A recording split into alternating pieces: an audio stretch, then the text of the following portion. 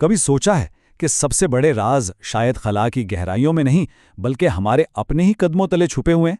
चलें, आज एक ऐसी दुनिया में गौता लगाते हैं जो मरीख से भी ज्यादा अजनबी है, मगर मौजूद हमारी ही जमीन पर है। ये कहानी शुरू होती है एक हकीकी, ना सुलझने वाले मुहिम में से। मलेशियन एयरलाइंस की फ़्लाइट MH370, जिसमें 239 लोग सवार थे, कुआलालंपुर से बीजिंग के लिए उड़ी और फिर बस गायब हो गई। दुनिया के 46 ममालिक ने मिलकर उसे ढूंढा, लेकिन वो तैयारा आज तक नहीं मिला। और वो क्यों नहीं मिला? वजह जानकर हैरानी होती है। वो तैयारा बहरहिंद में गिरा था, एक ऐसी जगह जिसे हम ठीक से जानते तक नहीं। सितम ज़रीफ़ी देखें, अगर वही तैयारा मर्रीख पर गिरता ना तो शायद अब तक मिल भी चुका होता, क्योंकि हमारे पास मर्रीख का चिप्पा चिप्पा नक्शे पर मौजूद है, जबकि अपनी ही ज़मीन के समुंदरों का फर्श वो हमारे लिए आज भी ज़्यादातर एक अनजान दुनिया है। तो चलें, ज़रा तसव्वुर में मेरे साथ एक आबदूज़ में बैठें और समंदर की सतह से नीचे उतरना शुरू करें। एक ऐसा सफ़र जो हमें रोशनी से अंधेरे की तरफ और जानी पहचानी दुनिया से बिल्कुल नामालूम की तरफ ले जाएगा।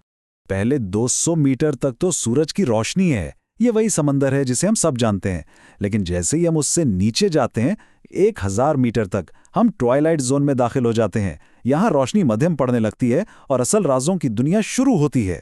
इसी गहराई में रहते हैं जायंट स्क्विड, 14 मीटर लंबे, फुटबॉल जितनी बड़ी आंखों वाले ये जानदार, जिन्हें इंसान ने पहली बार उनके अपने घर में जिंदा के पता कब देखा? सिर्फ 2004 में। इससे पहले ये सिर्फ कहानियों और किस्सों के समंदरी अफरीद थे। और जब हम और नीचे जाते हैं तो हम पहुंचते हैं मारियाना ट्रेंच, जमीन की सबसे गहरी जगह। ये इतनी गहरी है कि अगर दुनिया का सबसे ऊंचा पहाड़ माउंट एवरेस्ट इसमें उल्टा करके रख दिया जाए तो भी इसकी चोटी समंदर की सतह से 2 किलोमीटर नीचे होगी। यहीं पर, इस मुकम्मल अंधेरे और नाकाबिले तसव्वुर दबाव में, साइंस का एक सबसे बुनियादी उसूल हमेशा के लिए बदल गया। वो असूल जिसके मुताबिक तमाम जिंदगी को सूरज की रोशनी की जरूरत होती है। देखें, 1977 तक हर साइंस की किताब में यही लिखा था कि जिंदगी का पूरा निजाम सूरज से चलता है। लेकिन फिर गहरे समुंदर में एक गौते ने सब कुछ बदल कर रख दिया। साइंसदानों को एक ऐसी दुनिया मिली, एक पूरा इकोसिस्टम जो सूरज के बिना जी रहा था, फल फूल रहा था। वहां जिंदगी एक बिल्कुल ही अलग उसूल पर चल रही थी। उसे कीमोसिंथेसिस कहा जाता है। मतलब वहां के बैक्टीरिया सूरज की रोशनी नहीं बल्कि जमीन की अपनी गहराई से निकलने वाली हरारत और केमिकल्स को अपनी तवानाई और खुराक बनाने के लिए इस्तेमाल कर रहे थे। और उस तवानाई पर कैसी अजीबो-गरीब दुनिया आबाद थी। 6-6 फुट लंबे ट्यूब जैसे कीड़े, बगैर आंखों वाले झींगे, बड़े बड़े देवहैकल केकड़े, एक पूरी फूड चेन जो सूरज के बगैर जमीन की अपनी अंदरूनी गर्मी पर चल रही थी। अगर 1977 की ये दरियाफ्त दिमाग को हिला देने वाली थी, तो 2024 में समंदर ने एक इससे भी बड़ा राज खोला और साइंस के एक और अटल समझे जाने वाले कानून को तोड़ दिया। तकरीबन पौने 200 साल से हम सब ने स्कूल में एक ही बात पढ़ी थी। ऑक्सीजन सिर्फ एक तरीके से बनती है, और वो है फोटोसिंथेसिस, यानी जब पौधे सूरज की रोशनी इस्तेमाल करते हैं, बस, और कोई तरीका नहीं। लेकिन इसी साल 2024 में बहरुल काहिल में 4000 मीटर की गहराई में मुकम्मल अंधेरे के अंदर साइंसदानों को ऑक्सीजन मिल गई, जहां ना सूरज की रोशनी थी और ना ही फोटोसिंथेसिस का कोई इम्कान था। इस हैरत अंगेज दरियाफ्त को नाम दिया गया डार्क ऑक्सीजन। ये ऑक्सीजन वहां हजारों सालों से पड़ी ढाती चट्टानों से होने वाले एक सादा कीमियाई अमल के जरिए खुद ब खुद पैदा हो रही थी, बगैर किसी पौधे के, बगैर किसी सूरज के। ये सारी दरियाफ्तें सिर्फ बायोलॉजी के बारे में नहीं हैं।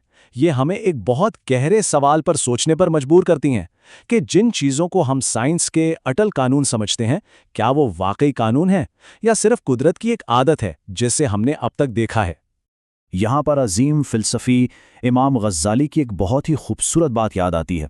उन्होंने कहा था कि कायनात के चलने का ये तरीक़ा खुदा की आदत तो हो सकता है, लेकिन ये उसकी मजबूरी या ज़रूरत नहीं है।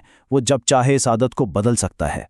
उसकी मिसाल ऐसी है कि साइंस ये देखती है कि नल का खोलने से पानी आता है और उसे कानून बना देती है, लेकिन वो ये पूछना भूल जाती है कि असल में पानी को बहने की इजाज़त कौन दे रहा है। बिलाखिर ये सब हमें एक ही हकीकत की तरफ वापस लाता है हमारी अपनी ज़मीन ही हमारे लिए सबसे बड़ा नामालूम मेहाज है। हम अरबों नूरी साल दूर गैलेक्सियों की तस्वीरें देख सकते हैं, लेकिन अपने ही समंदरों की तह में क्या है, इससे तकरीबन बेखबर हैं। आज तक हमने अपने समुद्रों के फर्श का सिर्फ 25% हिस्सा ही नक्शे पर उतारा है। सिर्फ 25%। इसका मतलब यह है कि हमारी जमीन का 75% समुद्री हिस्सा अब भी एक मुकम्मल राज है, एक खाली अनदेखा नक्शा।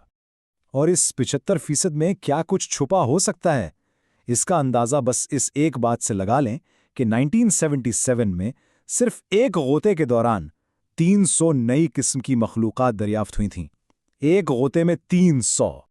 तो आखिर में ये एक सवाल ही है जो बाकी रह जाता है। अगर हम अपने ही घर, अपनी ही जमीन पर जिंदगी के बुनियादी उसूलों को अभी तक पूरी तरह नहीं समझ पाए, तो फिर हम पूरी कायनात में कहीं और जिंदगी के कानून के बारे में इतने यकीन से कैसे बात कर सकते हैं? शायद हकीकत यही है कि कायनात अभी नातमाम है और उसके राज अभी खुलना बाकी हैं।